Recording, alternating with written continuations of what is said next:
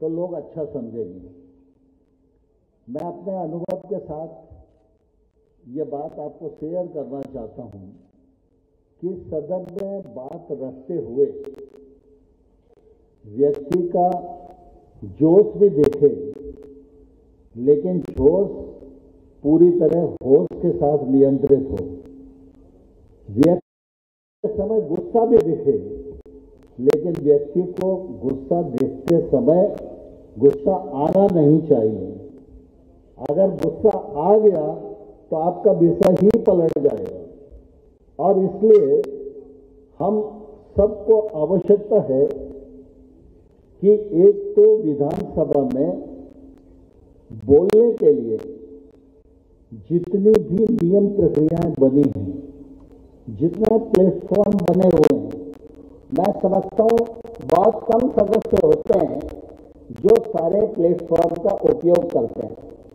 अगर वो नियम का प्लेटफॉर्म का उपयोग करें तो ऐसा कोई सदस्य नहीं है जिसको बोलने का अवसर नहीं मिलेगा। लेकिन कुल मिला के कई बार हम अपने एक प्रश्न पर ही अड़ जाते हैं और बिना नियम के बोलने की अनुमति चाहते हैं, तो निश्चित रूप से उस समय दिक्कत होती है।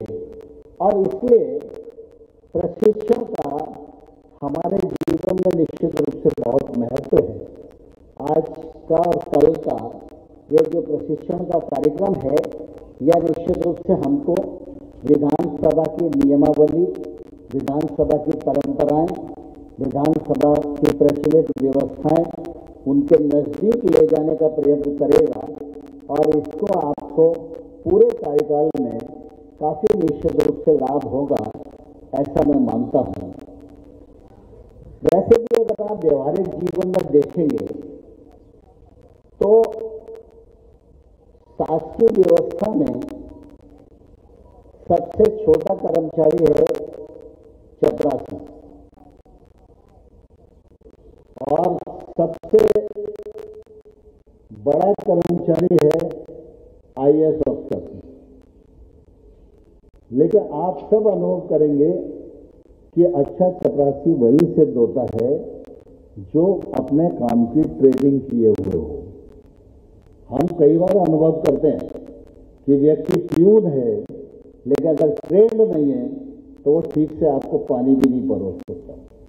और सबसे बड़ा कर्मचारी आईएएस अफसर है। सामान्य तौर पर यह माना जाता है कि वो सब विधाओं का ज्ञाता है, कभी भी किसी विभाग को दे दो जल्दी समझ जाएगा, ऐसी मान्यता लोकतंत्र में बनी हुई है। लेकिन वो आईएएस अफसर आईएएस की परीक्षा उत्तीर्ण करके नौकरी में आता है, फिर भी उसको साल 2 साल में रिफ्रेशमेंट कोर्स करने के लिए जाना ही पड़ता है। अगर वो बार बार ट्रेनिंग करने के लिए नहीं जाए तो ईमानदारी से अपने दायित्व का निर्वहन नहीं कर सकता। लेकिन सार्वजनिक जीवन एक ऐसा अछूता क्षेत्र है कि आप जिस दल से आ रहे हैं वो दल अगर इस मामले में चिंता कर रहा है तो अलग बात है। बाकी पार्षद बनने के लिए कोई क्वालिफिकेशन नहीं है, पार्षद बनने के लिए कोई परीक्षा पास करने की जरूरत नहीं है, विधायक बनने के लिए कोई परीक्षा पास करने की जरूरत नहीं है। जनता के बीच में खड़े हुए, जनता ने उनको चुना तो अपन आ गए।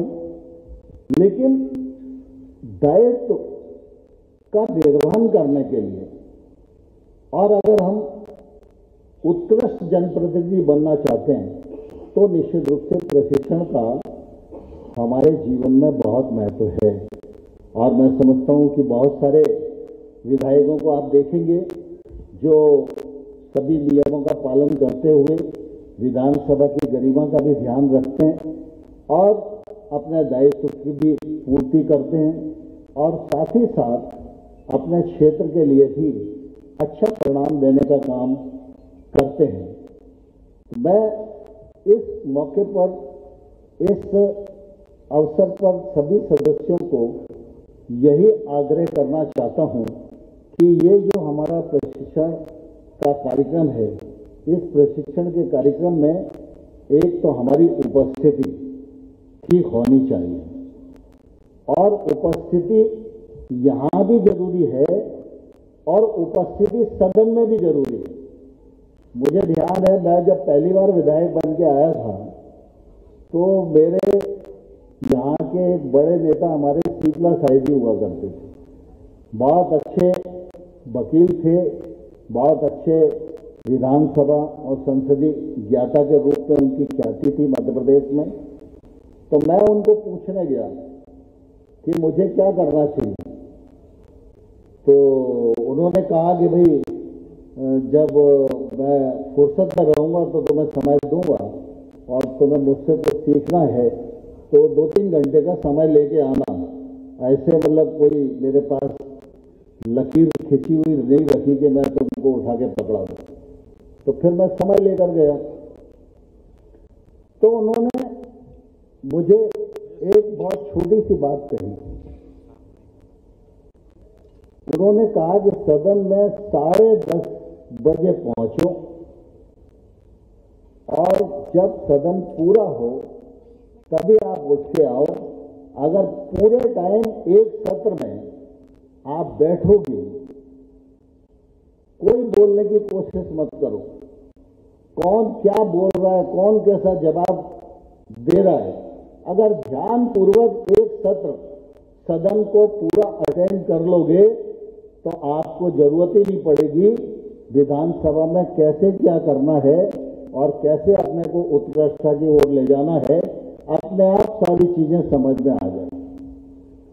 दूसरा उन्होंने कहा, सार्वजनिक हित के जो प्रश्न हैं उन प्रश्नों का अध्ययन करना जरूरी है।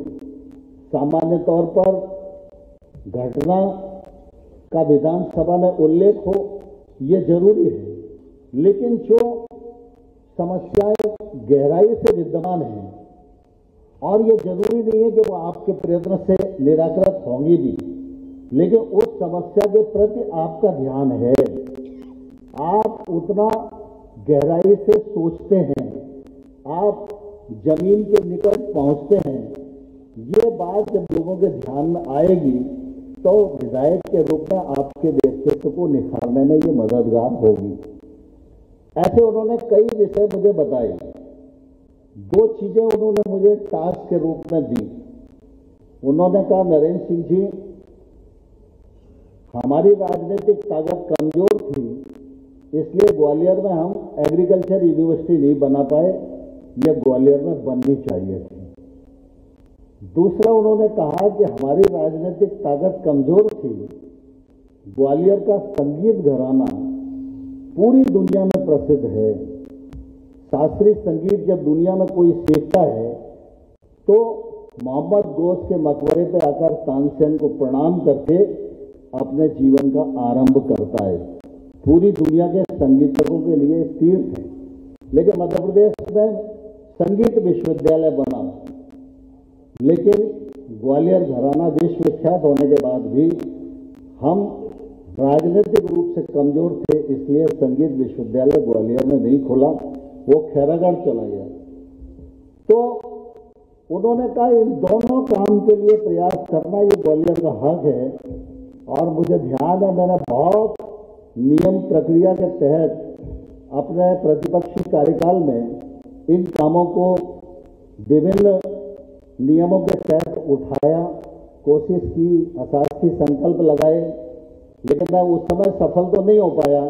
लेकिन वो टास्क मेरे ध्यान में था, एक सीनियर विधायक के द्वारा दिया गया। 2023 मैं सरकार में मंत्री बना तो मैंने तत्कालीन मुख्यमंत्री जी को कहा कि ये 2 काम ग्वालियर में करने चाहिए, और 19 अगस्त के दिन हमने दोनों यूनिवर्सिटियां ग्वालियर में बनाई। तो अगर हम ऐसे विषयों को भी साथ लेकर चलेंगे तो निश्चित रूप से समूचे क्षेत्र का लाभ होगा। कई बार हम कॉन्स्टिट्यूंसी के इर्द गिर्द ही घूमते रहते हैं, छोटी मोटी सड़क और हैंडपंप के पीछे घूमते रहते हैं, वो भी जरूरी है, लेकिन बाकी चीजें भी व्यापकता के परिप्रेक्ष्य में हम लोगों को देखना चाहिए, ऐसा मुझे लगता है। इस अवसर पर मार्गदर्शन तो माननीय लोकसभा अध्यक्ष जी का हमको मिलेगा, बाकी सत्रों में जो सत्र के वक्ता हैं उनका मार्गदर्शन हम लोगों को मिलेगा। लेकिन मैं इस अवसर पर मुख्यमंत्री जी हैं तो उनकी उपस्थिति का लाभ जरूर लेना चाहता हूं। अभी मैंने देखा कि मध्य प्रदेश की विधानसभा में पूरी तरह ये विधान नहीं हो पाया है और मुझे सौभाग्य मिला था जब मैं लोकसभा में संसदीय कार्य मंत्री था तो नेवा परियोजना प्रारंभ हुई थी और मुझे अभी वहां के अधिकारियों ने बताया कि सर जो आपने शुरू की थी वो 20 राज्यों में हो गई, लेकिन मध्य प्रदेश राज्य अभी उसमें है नहीं। और हमारे महाराज जी ने भी पूरा ये विधानसभा कर दिया उत्तर प्रदेश का, जबकि सबसे बड़ी विधानसभा है। तो वो परियोजना मध्य प्रदेश सरकार के समक्ष विचाराधीन है। तो मैं आग्रह करूंगा कि वो ये विधान प्रोजेक्ट हमारा मंजूर हो जाए।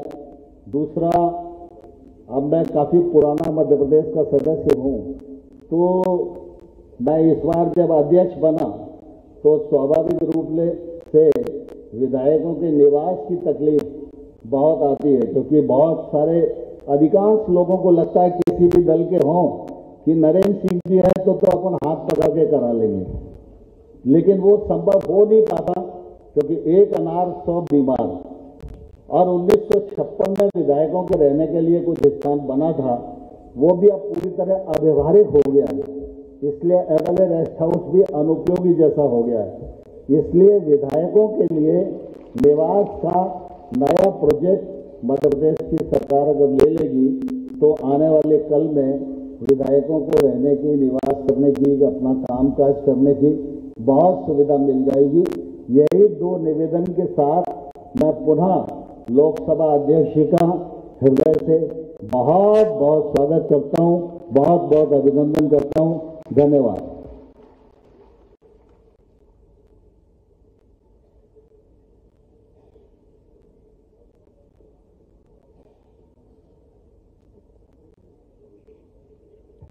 माननीय अध्यक्ष महोदय का बहुत ही आभार, बहुत उन्होंने प्रेरणादायी उद्बोधन अपना दिया है। अब माननीय अध्यक्ष के अनुमोदन से कुछ हमारे विधानसभा सचिवालय ने कुछ साहित्य प्रिंट कराया है, तो आपकी अनुमति से उसके विमोचन की मैं अनुमति चाहता हूं। हमारा सचिवालय उसको पुष्ट करेगा। पृष्ठाधार सामग्री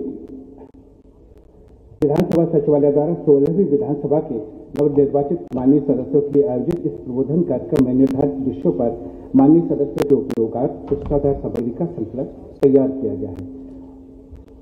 माननीय मुख्य अतिथि महोदय और मंचासीन विशिष्ट अतिथियों से अनुरोध है कि वे इसका विमोचन करने का कष्ट करें। माननीय सदस्यों को यह संकलन आज ही वितरित किया जा रहा है।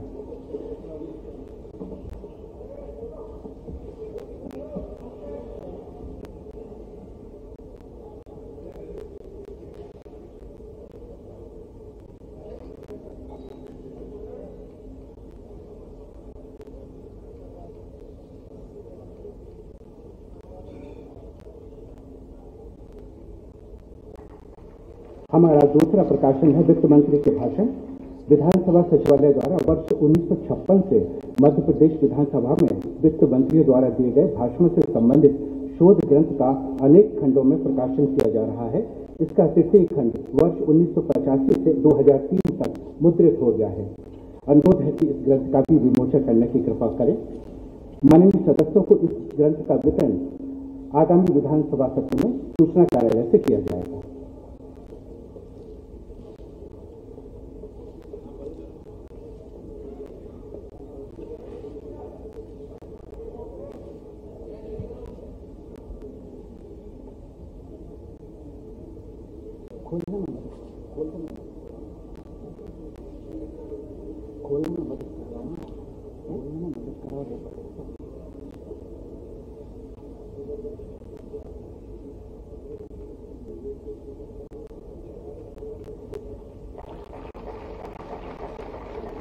हमारा तीसरा प्रकाशन है सदस्य विश्लेषण पुस्तिका। मध्य प्रदेश विधानसभा की संदर्भ शाखा द्वारा 13वीं विधानसभा से लगातार विधानसभा के नवनिर्वाचित सदस्यों की दलीय स्थिति, आवृत्ति एवं जेंडर आधार पर सदस्य विश्लेषण पुस्तिका का प्रकाशन किया जा रहा है। इसी क्रम में वर्तमान 16वीं विधानसभा में निर्वाचित माननीय सदस्यों का विश्लेषण करते हुए उसे पुस्तिका के रूप में प्रकाशित किया गया है। माननीय सदस्यों को यह पुस्तिका आगामी सत्र में सूचना कार्यालय से वितरित की जाएगी।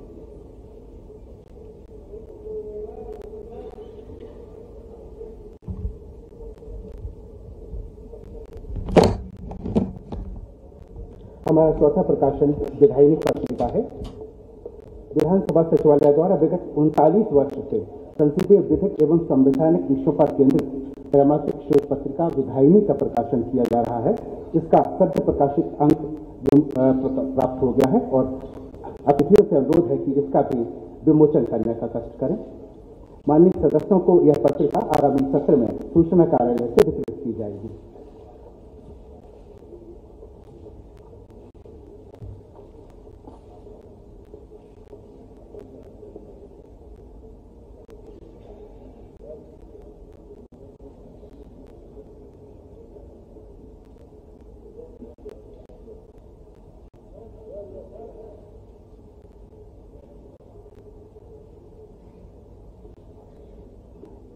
बहुत बहुत धन्यवाद, बहुत बहुत आभार। और अब मैं उद्बोधन के लिए मध्य प्रदेश विधानसभा में माननीय नेता प्रतिपक्ष श्री उमंग सिंघार जी से सादर अनुरोध करता हूं।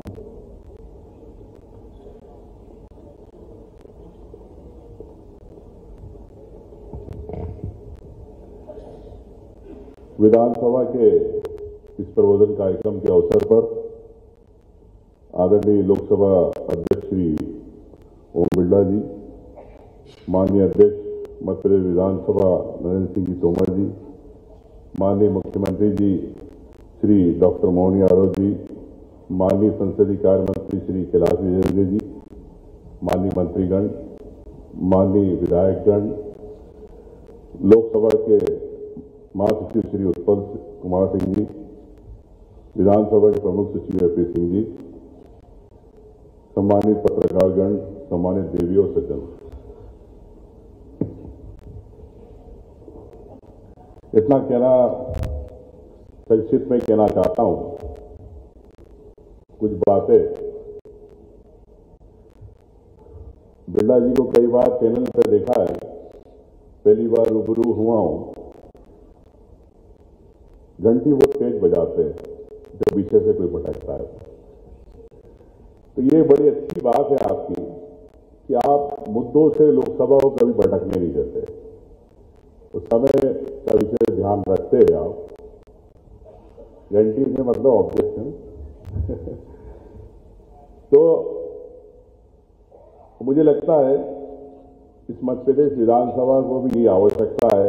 आप चूंकि नरेंद्र सिंह जी काफी अनुभवी है, मैं इनसे बात कर रहा था अभी, और जिस प्रकार से इनका उद्बोधन सुना, मुझे लगता है कि आने वाले समय में हर विधायक को भी मौका मिलेगा, विषयों पर बात होगी, ऐसा मुझे आपसे विश्वास है, जैसा आपने अभी विश्वास और भावना अपने सबको अवगत कराया है। आशा है सब विधायक नए साथी कुछ सीखेंगे, लेकिन मैं ईमानदारी से कहना चाहता हूं, मैं कभी जो बात करता हूं कभी पक्ष विपक्ष के हिसाब से नहीं करता, ये मेरी एक सोच है। इसी तौर से पिछले कई सालों में बैठकों का दौर कम हुआ है। हमारे साथी विधायक दोनों पक्ष के अपनी बातें नहीं उठा पाए, विधानसभा के प्रश्नों के जवाब उनको नहीं मिल पाए। इसकी कसावट जरूरी है। तो मुझे लगता है कि कहीं ना कहीं विधानसभा का अमूल्यन हुआ है। एक समय था, हमारी बुआ जी भी थी, जमुना देवी जी, कई वरिष्ठ उनके साथ के लोग बैठे हैं। विधानसभा का एक डर था कि प्रश्न आया, उस जवाब अधिकारी की मजबूरी होती थी कि सही, और सरकार का भी था कि विधायकों के पक्ष में न्याय कराए। सच्चाई है, सरकारें कोई सी भी रहे, लेकिन हमें सामूहिक रूप से इन जनप्रतिनिधियों का विधायकों का साथ देना चाहिए, ऐसा अध्यक्ष जी मेरी आपसे भावना है। विशेषकर सामान्य प्रशासन विभाग से जो प्रोटोकॉल विधायकों को होता है, वो प्रोटोकॉल कहीं ना कहीं चाहे जिले में हो चाहे यहां हो, वो भी उसका भी स्तर गिरा है। इसे भी मेरे ख्याल से एक अनुरोध है कि इसे कड़ाई से प्रदेश में पालन होना चाहिए। नहीं तो कागजों में तो नियम बन जाते हैं, लेकिन उन नियमों का कुछ नहीं। अगर वास्तव में आप चाहते इन विधायकों की कि ये भावना है, ये ताली नहीं है, इनकी भावना है कि कोई भी हो जो इतने सालों से संघर्ष करते आ रहा है, अपने चुनाव जीत के आ रहा है, कठिन परिश्रम और संघर्षों से, उसे न्याय का अधिकार है अपनी जनता के प्रति, ऐसा मेरा सोचना है। सदन में जन मुद्दे उठते हैं, लेकिन पक्ष विपक्ष की अपनी कुछ मजबूरियां होती है, कुछ अपरिहार्य कारण होते हैं, विषय भटक जाते हैं, प्रश्नों के जवाब सही नहीं आते। तो इस बारे में सदस्यों की वेदना रहती है।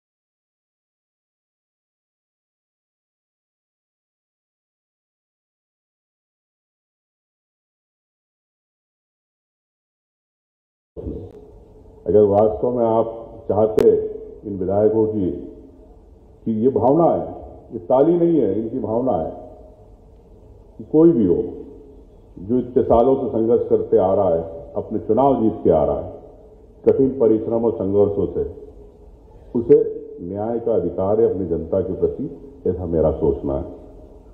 सदन में जन मुद्दे उठते हैं, लेकिन पक्ष विपक्ष की अपनी कुछ मजबूरियां होती है, कुछ अपरिहार्य कारण होते हैं, विषय भटक जाते हैं, प्रश्नों के जवाब सही नहीं आते। तो इस बारे में सदस्यों की वेदना रहती है कि मैं इतने सालों से देख रहा हूं कि जब विधायक के प्रश्न के जवाब आते हैं तो अपनी मर्जी से अधिकारी बना के भेजते हैं, उस मंत्री जी से जो बुलवाना है सरकार के हिसाब से बुलवा देते। लेकिन माननीय मंत्रियों सब मेरे सम्मानित है कि कुछ चीजें दिल से जनहित में जन भावना के हिसाब से न्याय करना चाहिए, ऐसा मेरा अनुरोध है। ठीक है, गलतियां होती है सरकारों से, विपक्ष से भी होती है, ऐसा नहीं है, लेकिन हम लोग आए हैं तो यहाँ सेवा करने, हर बात को राजनीति से जोड़ना मेरा ना मकसद है ना मेरी सोच है। मैं सोचता हूं हर बात पे विकास पे भी राजनीति होती है। 5 साल में मैं मानता हूं कि सिर्फ 15 दिन जब चुनाव होते जब राजनीति होती, लेकिन बाकी समय 5 साल अगर उसमें 15 दिन छोड़ दो चुनाव के, तो जनसेवा है, तालाब बना रहे हो, सड़क बना रहे हो, अस्पताल ला रहे हो, बिजली ला रहे हो। और मैं तो एक बात हमेशा बोलता हूं, कांग्रेस बीजेपी भी इसमें कई बात पे होते पक्ष विपक्ष को लेकर, कई सड़क बन रही है, कांग्रेस ने सड़क बनाई तो क्या बीजेपी वाले नहीं चलेंगे उसको? बीजेपी वालों ने अगर पानी की लाइन डाली है पानी की, तो क्या कांग्रेस की पानी नहीं चाहिए? तो विकास के नाम पे पार्टी के झगड़े नहीं होना चाहिए, सिर्फ उस गांव के विकास की बात होना चाहिए। तो सबको एक जगह पर बैठ के सिर्फ ये सोच रखना कि ये मेरी सोच है। तो इस बात को मैं मानता हूं। अंत में मैं यही कहना चाहूंगा, संसदीय प्रक्रियाएं तो बहुत सारी है, ध्यान आकर्षण, प्रश्नकाल, शून्यकाल, विशेषाधिकार, आश्वासन, जब प्रश्न के जवाब नहीं आते हैं, कोई मंत्री अगर जवाब आश्वासन देते हैं तो आश्वासन समिति में चले जाते हैं। मैं भी रहा हूं आश्वासन समिति का, तो बड़ा आश्चर्य करता था। कई सालों से आश्वासन पड़े हुए, उनके जवाब नहीं। तो अध्यक्ष जी, मेरा आपसे निवेदन है कि विधायकों के अधिकारों की बात है, इस प्रदेश के योजनाओं की विकास की बात है, आश्वासन तत्काल होना चाहिए। कि आज भी 3000 आश्वासन मेरी जानकारी में लगभग पड़े, इन्हें भी आपको प्रायोरिटी पे करना है। आपने प्रशिक्षण कार्यक्रम जिस प्रकार से जल्दी कराया, उसी प्रकार से आश्वासन भी आप विधायकों के हित में जल्दी कराएंगे, ऐसा मैं आपसे अनुरोध करता हूं। विभिन्न विषयों के वक्ता आप सुनेंगे,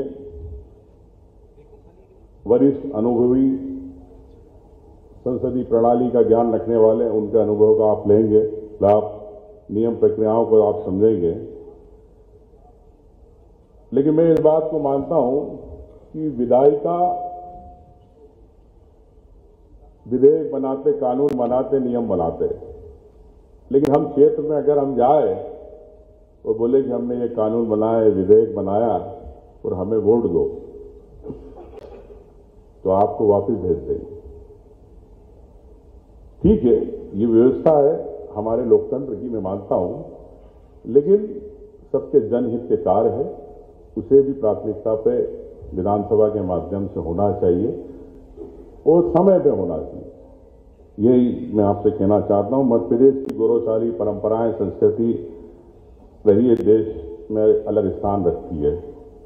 भविष्य में अपने आचार विचार से भविष्य के लिए हम सब मिलकर एक पीढ़ी, नई पीढ़ी, आने वाली पीढ़ी को नया एक छाप छोड़ेंगे मध्य प्रदेश की ओर से, यही मेरी भावना है। धन्यवाद। जय हिंद।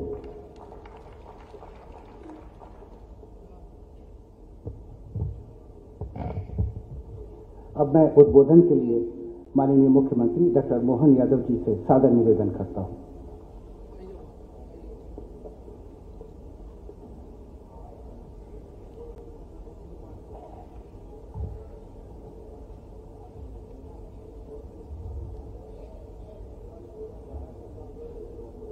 मध्य प्रदेश विधानसभा के आज के प्रबोधन के कार्यक्रम की अध्यक्षता करने के लिए पधारे यशस्वी लोकसभा के अध्यक्ष मान्यवर ओम बिरला जी। माननीय ओम जी हमारी पार्लियामेंट के अभी जिस प्रकार से हमने उनको यहाँ महसूस किया है और अब दूर से जब हम देखते हैं, वास्तव में कई अवसर पर पार्लियामेंट को देखने का मौका मिला है, लेकिन बड़े से बड़े विषयों पे जितनी सरलता के साथ पक्ष अपने साथ खड़े, हमारे संसदीय कार्यप्रणाली का, ये लोकतंत्र का सबसे बड़ा मंदिर का जो मान बढ़ाया, मैं आपका मध्य प्रदेश की धरती पर अभिनंदन करता हूं, स्वागत करता हूं, वंदन करता हूं।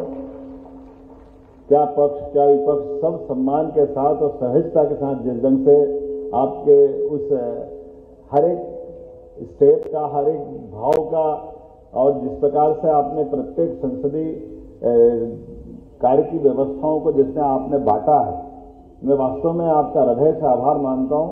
और मुझे लगता है कि वास्तव में एक आदर्श अध्यक्ष कैसे हो सकते हैं, ऐसे व्यक्तित्व का अगर कोई चित्र बनाएंगे तो वह आपका परिलक्षण होता दिखाई देता।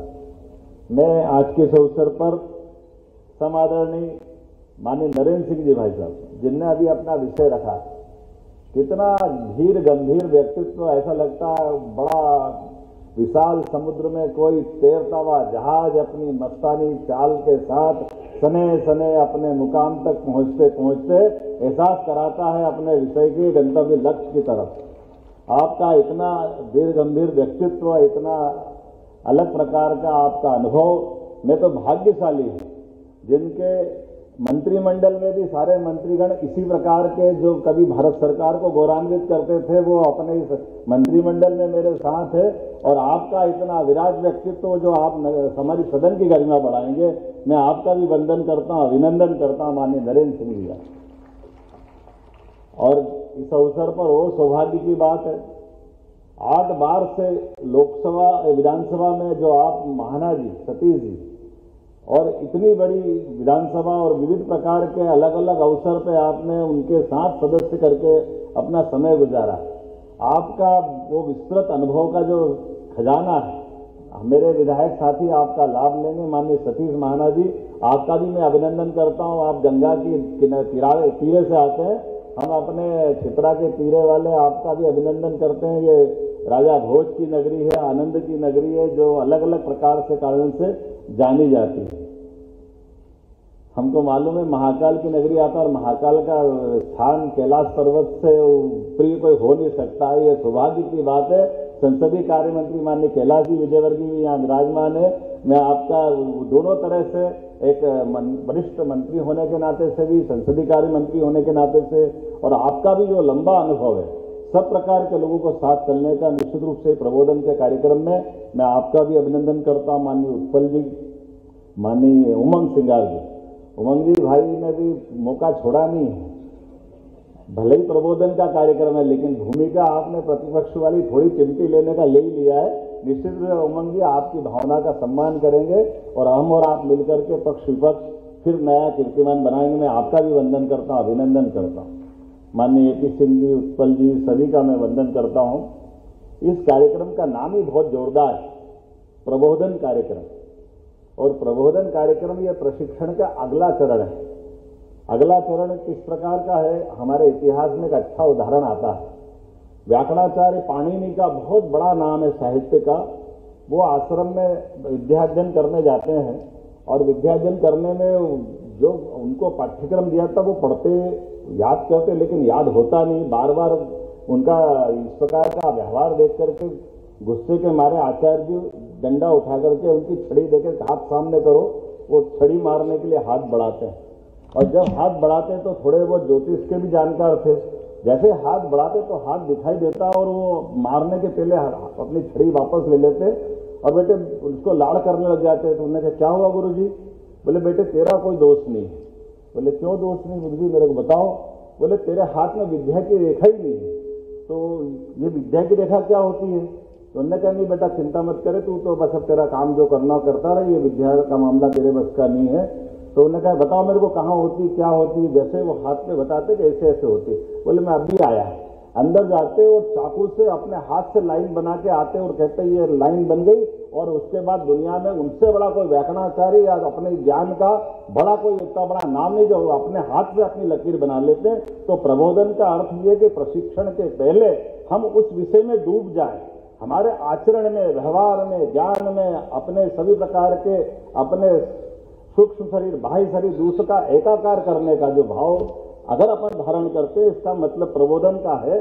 और मैं उम्मीद करता हूं माननीय अध्यक्ष जी, जो आपने कहा है कि निश्चित रूप से ये प्रबोधन के बाद मैं माननीय अध्यक्ष जी आपसे निवेदन करना चाहूंगा कि आप एक प्रशिक्षण का शिविर भी चालू करें, क्योंकि 1985 के बाद अभी प्रशिक्षण बाकी है। ये प्रबोधन का तो कार्यक्रम हुआ है, अपने नए सत्र के बाद हमारी सभी कार्य प्रणाली से समझाने का जो अभी उमंग जी ने बात कही, अलग अलग सत्रों के माध्यम 1 दिन का 2 दिन का आप प्रशिक्षण दिलवाएंगे तो मुझे लगता है कि ज्यादा समीचीन होगा।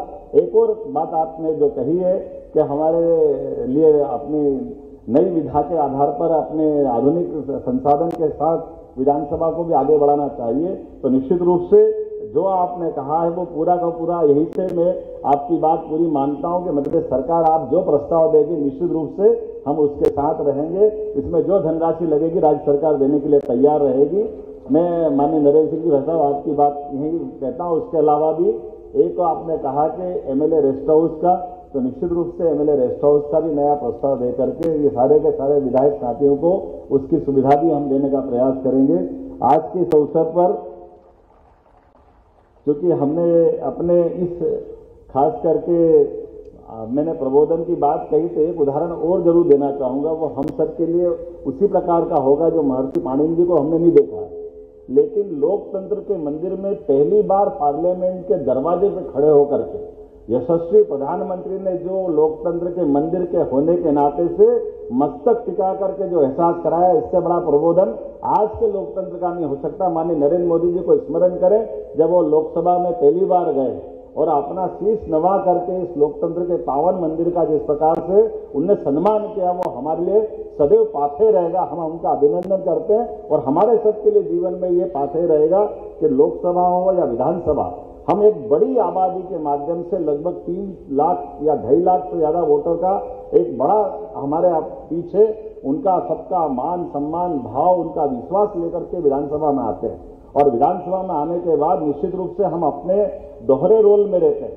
हमारी अपनी विधानसभा का दायित्व तो हम पे है ही, उस विधानसभा के साथ साथ प्रदेश की बेहतरी का दायित्व भी, ये उत्तरदायित्व भी हमको होता है। इसलिए हम पूरे प्रदेश की बेहतरी। आप देख रहे थे मध्य प्रदेश विधानसभा के नवनिर्वाचित सदस्यों के लिए मानसरोवर सभागार में 2 दिवसीय प्रबोधन कार्यक्रम, जिसका आज शुभारंभ हुआ। इस कार्यक्रम में लोकसभा स्पीकर ओम बिरला, मध्य प्रदेश के मुख्यमंत्री डॉक्टर मोहन यादव और विधानसभा के अध्यक्ष नरेंद्र तोमर उपस्थित थे। न्यू वीडियोस की अपडेट पाने के लिए सब्सक्राइब करें इंडियन न्यूज को और बेल आइकन को दबाएं। ये है इंदू ब्रॉडकास्टिंग प्राइवेट लिमिटेड और आप देख रहे हैं इंडियन न्यूज, हर पल, हर क्षण, हर सच।